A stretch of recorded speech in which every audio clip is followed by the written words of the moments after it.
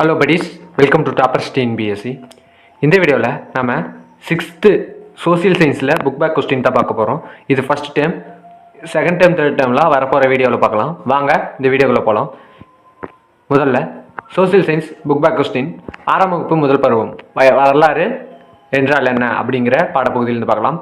சரியான விடையை தேர்ந்தெடுத்தலுங்க. பழங்கால மனிதன் தனது உணவை சேகரிக்க மேற்கொண்ட நடவடிக்கை வேட்டையாடுதல். சரியான கூற்றையும் காரணத்தையும் பொறுத்துக. கூற்று: பழைய கற்கால மனிதர்கள் வேட்டையாட செல்லும் போது நாய்களை உடன் அழைத்து சென்றன. காரணம்: குகைகளில் பழைய கற்கால மனிதன் தங்கியிருந்த போது விலங்குகள் வருவதை நாய்கள் தமது மோப்ப சக்தியினால் அறிந்து அவனுக்கு உணர்த்தின. கூற்று சரி, காரணமும் சரி. 2. பண்டைய காலத்தில் வாழ்ந்த மனிதர்கள் பயன்படுத்திய பொருட்கள் அகழாய்வு மூலமாக தோண்டி எடுக்கப்பட்டுள்ளன. அப்பொருட்கள் அக்கால மக்களின் வாழ்க்கை முறை பற்றி அறிந்து கொள்ள பாதுகாக்கப்படுகிறது. இக்கூற்றுடன் தொடர்புடையது அருங்காட்சியகங்கள். என்ன அப்படின்னு பார்த்தோம்னா, பண்டைய காலத்தில் வாழ்ந்த மனிதர்கள் பயன்படுத்திய பொருட்கள் அகழாய்வு மூலமாக தோண்டி எடுக்கப்பட்டுள்ளன. அப்பொருட்கள் அக்கால மக்களின் வாழ்க்கை முறை பற்றி அறிந்து கொள்ள பாதுகாக்கப்படுகின்றன. இது கூற்றோட தொடர்புடையது அருங்காட்சியகங்கள் தான். ஏன்னா அதை பொருட்களை சேமித்து வைக்கிற, பழங்கால பொருட்களை சேமித்து வைக்கும் இடம் அங்கதான். அடுத்து 3. தவறான இணையை கண்டுபிடி. என்ன தவறு அப்படின்னு பார்த்தோம்னா, பூனைகள் முதலில் பழக்கப்படுத்தப்பட்ட விலங்கு என்பது தவறான விடை. மற்ற 3ம் சரிதான். அதை பார்த்துக்குங்க. பழைய கற்காலம் அப்படின்னா அது கற்கரிகள் செய்த இடம், கற்கரிகள் செஞ்சுருப்பாங்க. பாறை ஓவியங்களில் என்னன்னா குகை சுவர்களில் ஓவியங்களை வரைஞ்சிருப்பாங்க. செப்பு தகடுகள் அப்படின்னா அது ஒரு வரலாற்று ஆதாரம் அப்படின்னு சொல்லப்படுது. 4.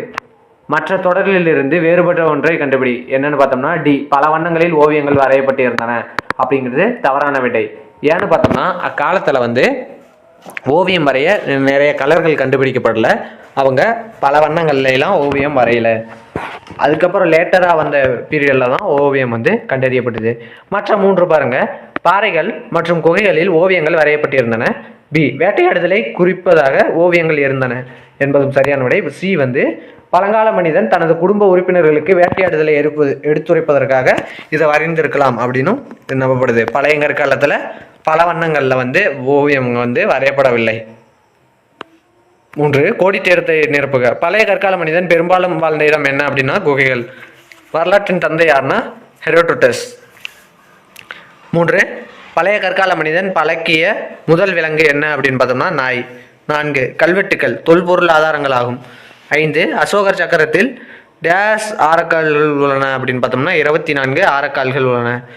சரியா தவறா? பழைய கற்காலத்தைச் சேர்ந்த கற்கருவிகள் சென்னைக்கு அருகில் உள்ள அத்திரம்பாக்கத்தில் கிடைத்துள்ளது என்பது சரியான விடை. 2. பழைய கற்கால மனிதர் பயன்படுத்திய பொருட்கள் தொல்லியல்துறையினால் அருங்காட்சியகத்தில் பாதுகாக்கப்படுகின்றன என்பதும் சரியானது. 3. அசோகரது காலத்தில் புத்த சமயம் நாடு முழுவதும் பரவியது என்பதும் சரியான விடைதான். ஏன்னா கலிங்கிய போருக்கு பிறகு அது புத்த சமயம் நாடு முழுவதும் பரவி இருந்தது. 4. பொறுத்துக 5. பாறை ஓவியம் அப்படின்னா என்னன்னு பார்த்தோம்னா, வாழ்க்கை முறையை புரிந்து கொள்வதற்கு உதவியதான் பாறை ஓவியம். எழுதப்பட்ட பதிவுகள் எது இருக்கு அப்படின்னு பார்த்தோம்னா செப்பு தகடுகள் தான் எழுதப்பட்ட பதிவுகள். அசோகர் மிகவும் புகழ்பெற்ற அரசர் தான் அசோகர். மத சார்புள்ள இலக்கியம் அப்படின்னா அது தேவாரம். 2. மனிதர்களின் பரிணாம வளர்ச்சி அப்படிங்கிற பாடப்பகுதியிலிருந்து பார்க்கலாம். பரிணாமத்தின் வழிமுறை என்ன அப்படின்னா அது படிப்படியானது. 2. தான்சானியா டேஸ் கண்டத்தில் உள்ளது, அது ஆப்பிரிக்கா கண்டத்தில் உள்ளது. அடுத்ததாக சரியான கூற்றையும் காரணத்தையும் பொறுத்துக. கூற்று: உலகின் வெவ்வேறு பகுதிகளுக்கு இடம்பெயர்ந்த மனிதர்களின் உடலமைப்பிலும் நிறத்திலும் காலப்போக்கில் மாற்றங்கள் ஏற்பட்டன. காரணம் தட்பநிலை மாற்றமே. இதற்கான சரியான விடை என்ன அப்படின்னு பார்த்தோம்னா கூற்று காரணம் சரி, ஆனால் பொருத்தமான காரணம் அல்ல என்பது இதற்கான சரியான விடையா கருதப்படுது. காலநிலை மாற்றமும் ஒரு காரணம் தான், ஆனால் அதுவே இதற்கு அந்த உடலமைப்பில் ஏற்பட்ட மாற்றத்திற்கு இதற்காக காரணம் கிடையாது. ஏன்னா அந்தந்த சூழ்நிலையில் இருந்த பகுதிகள் தட்ப வெப்பநிலை அப்படிங்கிறது இல்லாமல் அக்ரிகல்ச்சரல் அப்படிங்கிற ஒரு ஃபேக்டரையும் பார்க்கணும். அடுத்த 3. தவறான இணையை கண்டுபிடி. என்ன தவறான இணை அப்படின்னு பார்த்தோம்னா ஆப்ஷன் ஏ, ஆஸ்ட்ரோலோபித்திகஸ் அப்படிங்கிறது 2 கால்களால் நடப்பது என்பது தவறான விடை. மிச்சம் 3 பாருங்க. ஹோமோ ஹெபிலிஸ் அப்படிங்கிறது நிமிர்ந்து நின்ற மனிதன். ஹோமோ எரக்டஸ் அப்படிங்கிறது சிந்திக்கும் மனிதன். ஹோமோ சேப்பியன்ஸ் அப்படிங்கிறது முகத்தின் முன்பக்க நீச்சி குறைந்து காணப்படுவது என்பது சரியான விடை. அடுத்து கோடிட்டு எடுத்து நிரப்புக. பதான்சானியாவில் காணப்பட்ட தொடக்ககால மனிதர்களின் காலடி தடங்களை மானிடவியலாளர்கள் உலகின் பார்வைக்கு கொண்டு வந்தார்கள். அப்படிங்கிறது சரியான விடை. 2, பல மில்லியன் ஆண்டுகளுக்கு முன்னால் நம் முன்னோர்கள் டேஸ் வாழ்க்கை வாழ்ந்தார்கள் அப்படின்னு பார்த்தோம்னா நாடோடி வாழ்க்கையை வாழ்ந்தார்கள். 3, பழங்கற்கால மனிதர்களின் முதன்மையான தொழில் என்ன அப்படின்னு பார்த்தோம்னா வேட்டையாடுதல் மற்றும் உணவு சேகரித்தல் ஆகியவைதான் பழங்கற்கால மனிதர்களோட முதன்மையான தொழில் அப்படின்னு கருதப்படுது. 4, டேஸ் கண்டுபிடிக்கப்பட்ட நிகழ்வு விவசாயத்தை எளிதாக்கியது அப்படின்னு பார்த்தோம்னா ஏற்கலப்பை. 5, பாறை ஓவியங்கள் நீலகிரி மாவட்டத்தில் உள்ள டேஸ் என்னும் இடத்தில் காணப்படுகிறது அப்படின்னா பொறிவரை கரிக்கையூர் என்னும் இடத்தில் காணப்படுகிறது. அடுத்து சரியா தவறா? நாணயங்களை ஆராய்வதற்கு துறை மானுடவியல் ஆகும் அப்படிங்கிறது தப்பான விடை.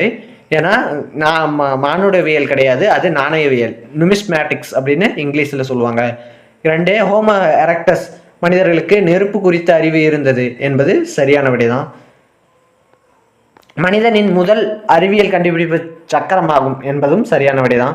4, மனிதர்களால் பழக்கப்படுத்தப்பட்ட முதல் விலங்கு ஆடு என்பது தவறான விடை, அது நாய். அடுத்ததா 3வது பாடம் சிந்துவெளி நாகரிகம். 1, சிந்துவெளி மக்கள் எந்த உலோகங்களை பற்றி அறிந்திருந்தனர் அப்படின்னு பார்த்தோம்னா செம்பு, வெண்கலம், வெள்ளி, தங்கம். 4 தான் பார்த்துங்க, செம்பு, வெண்கலம், வெள்ளி, தங்கம். மற்ற ஆப்ஷன்லாம் பாருங்க, அதில் இரும்புன்னு இருக்கு, அதனால அனைத்தும் தவறு. 2, சிந்துவெளி நாகரிகம் எக்காலத்தை சார்ந்தது அப்படின்னு பார்த்தோம்னா உலோக காலம். 3, ஆற்றங்கரைகள் நாகரிகத்தின் தொட்டில்கள் என அழைக்கப்பட காரணம் பெரும்பாலான நாகரிகங்கள் ஆற்றின் கரைகளில் தோன்றியதால்.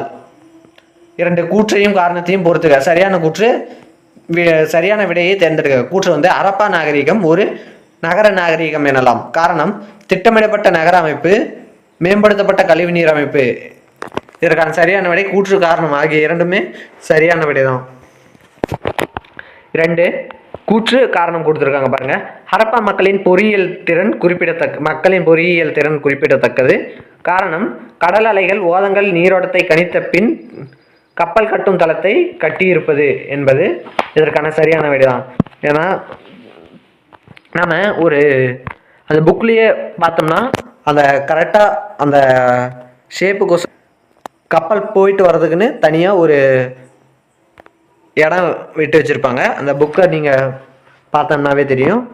புக்கில் இந்த டிராயிங் கொடுத்துருப்பாங்க, அதை பாருங்கள். அடுத்ததாக கீழே கூறப்பட்டுள்ள மொஹஞ்சதாரோவை பற்றிய கூற்றுகளில் எவை சரியானவை? பெருங்குளம் நீர் கசியாமல் இருப்பதற்கான பல அடுக்குகளால் இயற்கை தார் கொண்டு பூசப்பட்டன என்பது சரியான விடை. 4, கூற்றை ஆராய்ந்து சரியான கூற்றை தேர்ந்தெடுக்க. நகரங்கள் தெருக்களின் வடிவமைப்பு மற்றும் செங்கல் அளவுகள் ஆகியவற்றில் சீரான தன்மை. 2, ஒரு விரிவான மற்றும் நன்கு வடிவமைக்கப்பட்ட வடிகால் அமைப்பு. 3, தானிய களஞ்சியம் ஹரப்பா நகரங்களில் முக்கியமான பகுதியாக விளங்குகிறது. இது 3மே சரியான விடைதான். அடுத்தது தவறான இணையை கண்டுபிடி. ASI அப்படின்னா ஆர்கியாலஜி சர்வே ஆஃப் இந்தியா அப்படின்னா சர் ஜான் மார்ஷல். 2, கோட்டை அப்படின்னா அது தானிய களஞ்சியம். லோத்தல் அப்படின்னா கப்பல் கட்டும் தளம். இதெல்லாம் 3மே சரிதான். தவறான விடை என்ன அப்படின்னு பார்த்தோம்னா ஹரப்பா நாகரிகம் காவிரி ஆறு என்பது தவறான விடை. 6, கூற்று ஹரப்பா நாகரிகம் வெண்கலத்தை சார்ந்தது. காரணம் ஹரப்பா மக்களுக்கு இரும்பின் பயன் தெரியாது. கூற்றும் காரணமும் சரி. அடுத்ததா பொருந்தாத இணையை கண்டுபிடி. காளைகள், ஆடுகள், எருதுகள், பன்றிகள், குதிரைகள். இதில் குதிரைகள் தான் பொருந்தாது. ஏன்னு பார்த்தோம்னா அது சிந்து சமவெளி மக்கள் அறிஞ்சிருக்க மாட்டாங்க. ஆனால் எக்ஸாமில் டிஎன்பிஎஸ்சியில் கேட்கும்போது இப்படிலாம் கேட்க மாட்டாங்க. சிந்து சமவெளி நாகரிகங்களில் பொருந்தாததை கண்டுபிடின்னு தான் கேட்பாங்க. ஏன்னா நமக்கு கொடுக்கும்போது எதற்காக பொருந்தாததை கண்டுபிடி அப்படிங்கிறது தெரியாமல் இருக்கும். இந்த பாடத்தினால பொருந்தாததை கண்டுபிடி அப்படின்னு கொடுத்துருக்காங்க. 3, கோடிட்ட இடத்தை நிரப்புக. டேஸ் மிக பழமையான நாகரிகம் அப்படின்னு பார்த்தோம்னா மெசபடோமியா நாகரிகம்.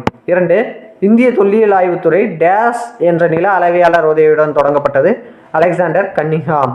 3, தானிய களஞ்சியங்கள் தானியங்கள் சேகரித்து வைக்க பயன்பட்டது என்பது சரியான விடை. 4, மக்கள் குழுக்களாக சேர்ந்து டேஸை உருவாக்குகிறார்கள் அப்படின்னு பார்த்தோம்னா சமுதாயத்தை.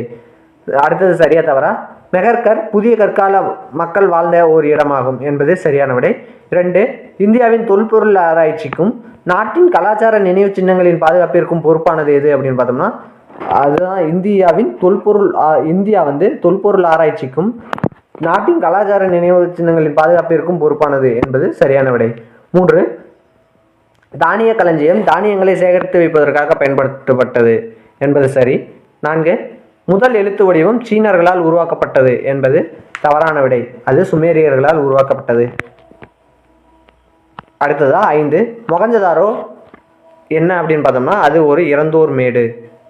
வெண்கலம் அப்படின்னா அது உலோக கலவை. கோட்டை அப்படின்னா அது மேடான பகுதி. கார்னலியன் அப்படின்னா சிவப்பு மணிக்கல். அடுத்ததாக தமிழ்நாட்டின் பண்டைய நகரங்கள் அப்படிங்கிற பாடப்பகுதியிலிருந்து பார்க்கலாம். சரியான விடையை தேர்ந்தெடு. 6500 ஆண்டுகளுக்கு முன் பழமையான நாகரிகத்தின் நகரம் என்ன அப்படின்னு பார்த்தோம்னா ஈராக் நகரம் அப்படிம்போம். 2 இவற்றுள் எது தமிழக நகரம் அப்படின்னு பார்த்தோம்னா காஞ்சிபுரம். இதை அனைவரும் சொல்லிடுவோம். 3 வங்காள விரிகுடாவின் தொடர்பில்லாத நகரம் எது அப்படின்னா அது மதுரை. மதுரை தான் வங்காள விரிகுடாவுடன் தொடர்பில்லாத நகரம். 4 தமிழர்களின் நீர் மேலாண்மை விளக்குவது கல்லணை, காஞ்சிபுர ஏரிகள், பராக்கிரம பாண்டியன் ஏரி, காவிரி ஆறு. இதில் அனைத்தும் சரி அப்படின்னு கொடுத்துருந்தா நீங்கள் என்ன போட்டுருப்பீங்க அப்படிங்கிறத கமெண்ட் செக்ஷனில் சொல்லுங்கள். ஏன்னா 1 மற்றும் 2 ஆகியவை சரி. காவிரி ஆறில் நீர் மேலாண்மை பகுதி என்ன இருக்குது அப்படிங்கிறத சொல்லுங்கள். 5 பின்வருவனற்றுள் எது தொன்மையான நகரம் அல்ல அப்படின்னு கேட்டிருக்காங்க. அது சென்னை. 6 கீழடி அகழாய்வுடன் தொடர்புடைய நகரம் எது அப்படின்னு பார்த்தோம்னா அது மதுரை. கூற்றையும் காரணத்தையும் பொறுத்துக்க. சரியான கூற்று விடையை தேர்ந்தெடு. கூற்று பூம்புகார் நகரத்திலிருந்து அண்டை நாடுகளுக்கு ஏற்றுமதியும் இறக்குமதியும் நடைபெற்றது. காரணம் வங்காள விரிகுடா கடல் போக்குவரத்திற்கு ஏதுவாக அமைந்ததால் அண்டை நாடுகளுடன் வணிகம் சிறப்புற்று இருந்தது என்பது கூற்றும் சரி, காரணமும் சரி. அடுத்தது 2 திருநாவுக்கரசர் கல்விக்கரையில் என குறிப்பிட்ட நகரம் காஞ்சிபுரம். பார்த்தோம்னா இந்தியாவின் 7 புனித தலங்களுள் ஒன்று என யுவான் சுவாங் குறிப்பிட்டது காஞ்சிபுரத்தை. பார்த்தோம்னா நகரங்களுள் சிறந்தது காஞ்சிபுரம் என காளிதாசர் குறிப்பிட்டுள்ளார். இதில் அனைத்துமே சரியான விடை. அடுத்ததா 3 நாலங்காடி என்பது இரவு நேர கடை, அல்லங்காடி என்பது பகல் நேர கடை. ரோமானிய நாட்டு நாணயம் தயாரித்த தொழிற்சாலை கிடைத்தது பூம்புகார். கொர்க்கைக்கு அருகில் உள்ள உவரியில் இருந்து முத்து ஏற்றுமதி செய்யப்பட்டது என்பதுதான் சரியான விடை. சரியான தொடரை தேர்ந்தெடுக்க அப்படிங்கிறது. நாலங்காடியும் அல்லங்காடியும் மாற்றி கொடுத்துருக்காங்க. ரோமானிய நாட்டு நாணயம் எங்கே கிடைச்சிருக்கோம் அப்படின்னு பார்த்தோம்னா அது மதுரையில் தான் அது தயாரிச்சிருப்பாங்க. அது சொல்லியிருப்பாங்க. புக்குள்ளே படிச்சிங்கன்னா தெரியும். கீழ்காணும் கூற்றை ஆராய்ந்து தவறான கூற்றை காண்க. இதில் என்ன அப்படின்னா கோவலனும் கண்ணகியும் காஞ்சிபுரத்தில் வாழ்ந்தன என்பது தவறான விடை. 5 சரியான இணையை கண்டுபிடி. கோவில்களின் நகரம் என்பது காஞ்சிபுரம். கோவில்களின் நகரம். கோயில் நகரம் வேற, கோவில்களின் நகரம் வேற. கோவில்களின் நகரம் காஞ்சிபுரம். 6 தவறான இணையை கண்டுபிடி. இதில் கீழ்கடல் அப்படிங்கிறது அகில் என்பது தவறான விடை. அடுத்தது கைலாசநாதர் ஆலயத்தை கட்டியவர் யாருன்னா ராஜசிம்மன் என்ற பல்லவ மன்னன். 2 கோவில்களின் நகரம் என அழைக்கப்படுவது காஞ்சி. இங்கே பாருங்க, கோவில்களின் நகரம் அப்படின்னா காஞ்சி. ஞாபகம் வச்சுங்க. மாசாத்துவான் எனும் பொருள் என்ன அப்படின்னு பார்த்தோம்னா அது பெருவணிகன். 4 சரியா தவறா. பூம்புகாரில் நடைபெற்ற அண்டை நாட்டு வணிகத்தின் மூலமாக பண்பாட்டு பரிமாற்றம் நடைபெற்றது என்பதை சரியான விடை. 2 மதுரையில் அல்லங்காடியில் பெண்கள் பயமின்றி இரவு நேரங்களில் பொருட்கள் வாங்கி சென்றன என்பதும் சரியான விடை. 3 பல்லவர் காலத்தில் எண்ணற்ற குடைவரை கோவில் அமைக்கப்பட்டன என்பதும் சரியான விடை.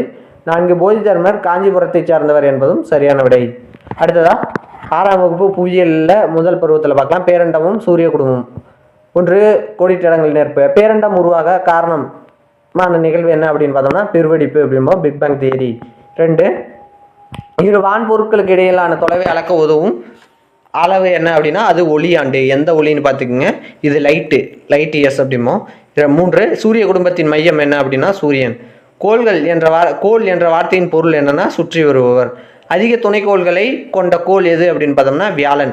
இப்போ அந்த வியாழன்கிறத மாற்றிடுங்க, ஏன்னா வியாழன் கிடையாது, சனி என்பது சரியான விடை.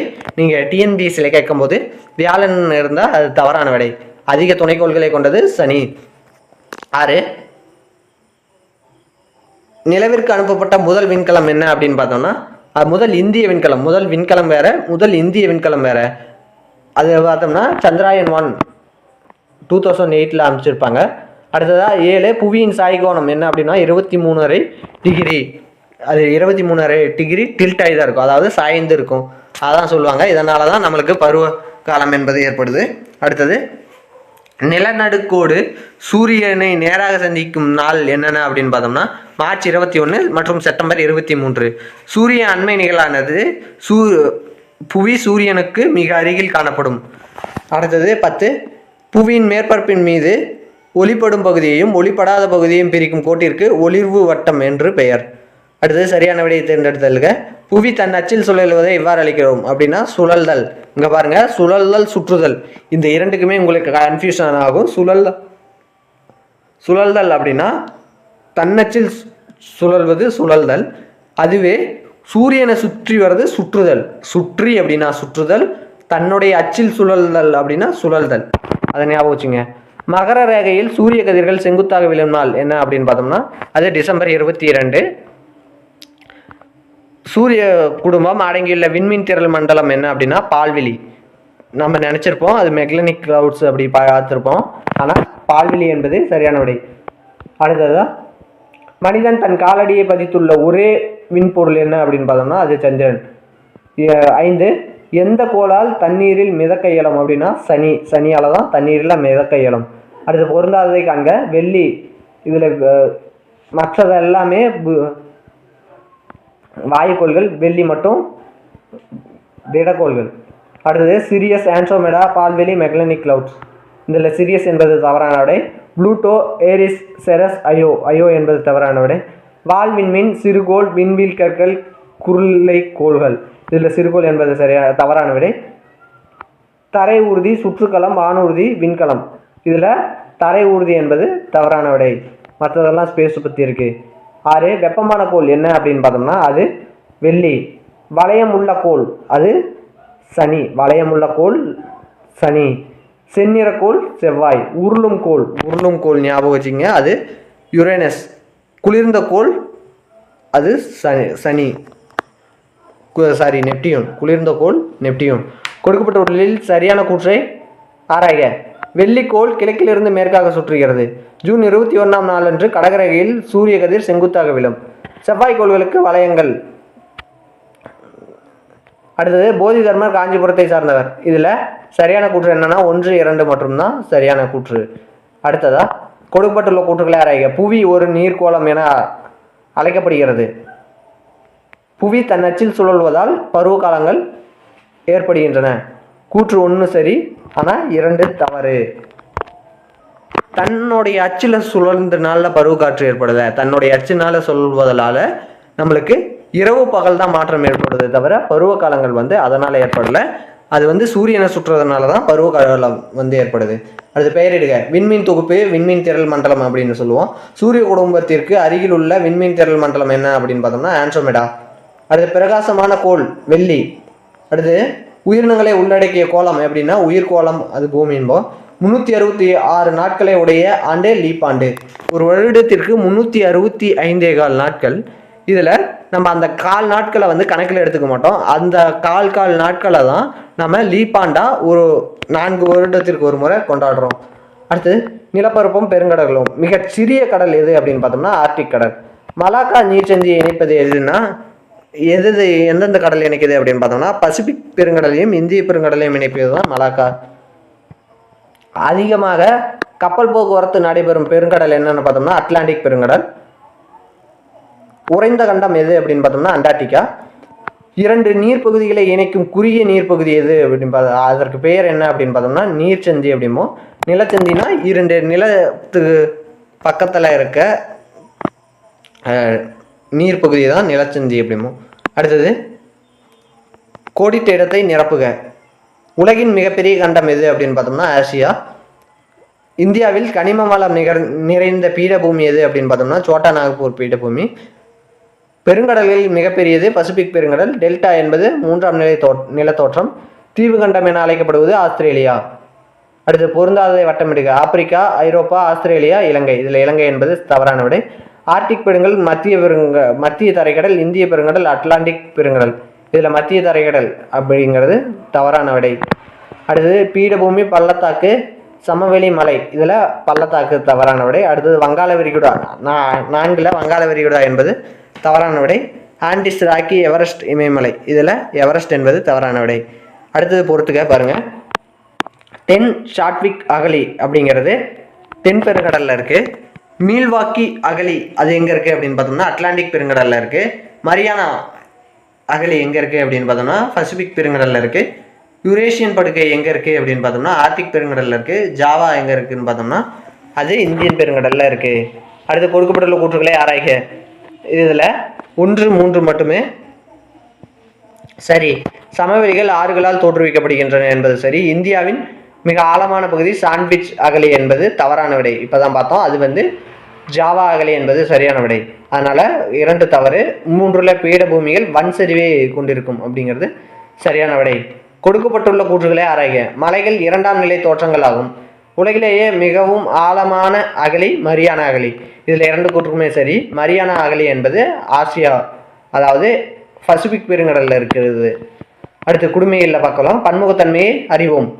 இந்தியாவில் மாநிலங்களும் எத்தனை யூனியன் பிரதேசங்கள் இருக்குதுன்னு சொல்லுவோம். இதில் 29 மாநிலங்களும் 7 யூனியன் பிரதேசங்கள் இருக்குது அப்படிங்கிறது கொடுத்துருக்காங்க. ஆனால் சரியான விடை 28 மாநிலங்களும் 8 யூனியன் பிரதேசங்களும் இருக்குது என்பது சரியான விடை. அடுத்ததாக பார்த்தோம்னா இந்தியா ஒரு டேஷ் என்று அழைக்கப்படுகிறது அப்படின்னு பார்த்தோம்னா அது ஒரு துணை கண்டம் என்று அழைக்கப்படுகிறது. மிக அதிக மழைப்பொழிவு உள்ள மவுண்ட் ராம் டேஷ் மாநிலத்தில் உள்ளது அப்படின்னா மேகாலயாவில் உள்ளது. கீழ்கண்டவற்றில் எந்த மதம் இந்தியாவில் நடைமுறையில் இல்லை அப்படின்னா கான்ஃபூசியஸ் மதம் என்பது சரியான விடை. இந்திய அரசியலமைப்பு சட்டத்தின் 8வது அட்டவணை அங்கீகரிக்கப்பட்டுள்ள அலுவலக மொழிகளின் எண்ணிக்கை 22. டேஷ் மாநிலத்தில் ஓணம் பண்டிகை கொண்டாடப்படுகிறது, அது கேரளா மாநிலம். மோகினியாட்டம் டேஷ் மாநிலத்தின் செவ்விய நடனமாகும், அது கேரளா. டிஸ்கவரி ஆஃப் இந்தியா என்ற நூலினை எழுதியவர் ஜவஹர்லால் நேரு. வேற்றுமையில் ஒற்றுமை என்ற சுற்றுலரை உருவாக்கியவர் ஜவஹர்லால் நேரு. அடுத்து V.A. ஸ்மித் இந்தியாவை டேஷ் என்று அழைத்தார் அப்படின்னு பார்த்தோம்னா இனங்களின் அருங்காட்சியகம் என்று அழைத்தார். அடுத்தது கோடிட்ட இடத்தை நிரப்புக. ஒரு பகுதியின் டேஷ் நடவடிக்கைகளை அப்பகுதியின் நிலவியல் கூறுகளும் காலநிலைகளும் பெரிதும் தீர்மானிக்கின்றன அப்படின்னா பொருளாதார நடவடிக்கைகளை. மிகவும் குறைந்த மழைப்பொழிவு உள்ள ஜெய்சால்மர் ராஜஸ்தான் மாநிலத்தில் உள்ளது. 3 தமிழ் செம்மொழியாக அறிவிக்கப்பட்டுள்ள ஆண்டு என்ன அப்படின்னு பார்த்தோம்னா அது 2004. செம்மொழியாக மொத்தம் 6 மொழிகளை அறிவிச்சிருப்பாங்க. அது என்னென்னு பார்த்துங்க, அது ஆர்டர் வைஸ்னு பார்த்துங்க, அதுவுமே முக்கியம். பிகு திருவிழா டேஷ் மாநிலத்தில் கொண்டாடப்படுகிறது, அஸ்ஸாம். இது எல்லா காம்படிட்டிவ் எக்ஸாம்லையும் இந்த கொஸ்டின் ரிப்பீட்டடாக கேட்டுட்டு இருக்காங்க. இதை பார்த்து வச்சுங்க. பிகு அப்படின்னா அஸ்ஸாம் அப்படிங்கிறது. நிக்டோரியாக்கள் அப்படின்னா அது இந்திய இனம் அப்படின்னு அழைக்கிறோம். அடுத்தது கடற்கரை பகுதிகள் மீன்பிடி தொழில். ஜொராஸ்ட்ரியம் அப்படிங்கிறது ஒரு மதம். வேற்றுமையில் ஒற்றுமை, அது இந்தியாவில் தான் காணப்படுது. அடுத்து சமத்துவம் பெறுதல். பின்வரும் நோற்றில் எது பாரபட்சத்திற்கான காரணம் அல்ல அப்படின்னு பார்த்தோம்னா அது புவியியல் என்பது பாரபட்சத்திற்கான காரணம் அல்ல. 2 பாலின அடிப்படையில் நடத்தப்படும் பாகுபாடு குறிப்பிடுவது பாலின பாகுபாடு. 3 பாலின அடிப்படையிலான ஒத்த கருத்து உருவாதல் பெரும்பாலும் சித்தரிக்கப்படுவது விளம்பரங்கள் மூலமாகவும் தொலைக்காட்சி தொடர்புகள் மூலமாகவும் திரைப்படங்கள் மூலமாகவும் தான் இது சித்தரிக்கப்படுது. APJ அப்துல் கலாம் அவர்களின் எழுதிய புத்தகம் என்ன அப்படின்னு பார்த்தோம்னா 3 எழுதியிருப்பார். இந்தியா 2020, அக்னி சிறகுகள், எழுச்சி தீபங்கள் 3 எழுதியிருப்பார்.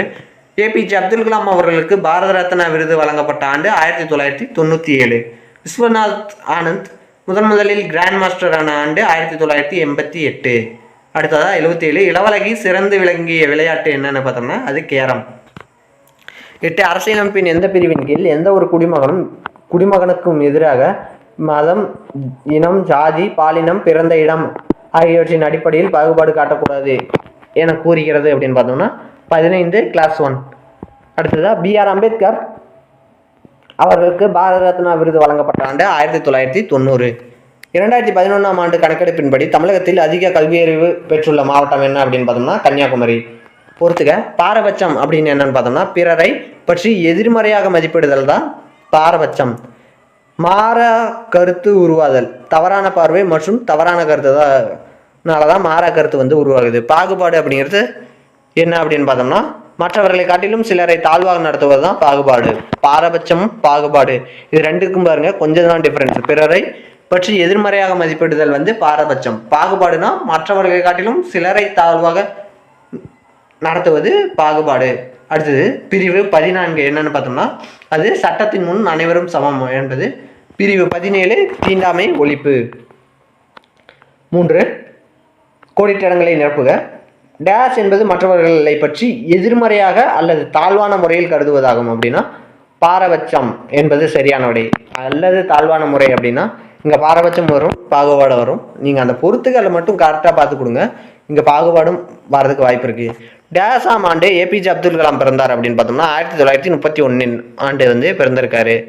இந்தியாவில் மிக உயர்ந்த விருதான ராஜீவ் காந்தி கேல் ரத்னா விருதினை முதலில் ஞாபகம் வச்சுங்க, முதலில் பெற்றவர் தான் விஸ்வநாத் ஆனந்த்.